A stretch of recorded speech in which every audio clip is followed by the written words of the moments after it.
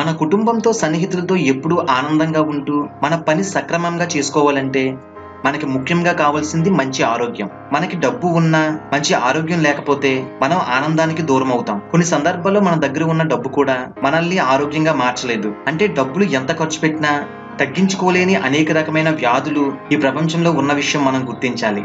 మరి అలాంటి పరిస్థితుల్లో మనం చేయవలసిన పని ఏంటంటే మన ఆరోగ్యాన్ని చాలా జాగ్రత్తగా కాపాడుకోవాలి. అయితే ఇప్పుడు మీకు చెప్పబోయే ముఖ్యమైన విషయం ఏమిటంటే మనకి థైరాయిడ్ ఉన్నప్పుడు ఏమాత్రం అశ్రద్ధ చేయకుండా డాక్టర్ను కలిసి డాక్టర్ సూచించిన మేరకు మందులు వాడుతూ చాలా జాగ్రత్త వహించాలి.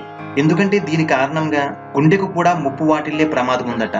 థైరాయిడ్ తో బాధపడే వారికి గుండె జబ్బులు వచ్చే అవకాశాలు ఎక్కువగా ఉంటాయని నెదర్లాండ్స్ కు చెందిన వైద్యులు తెలిపారు.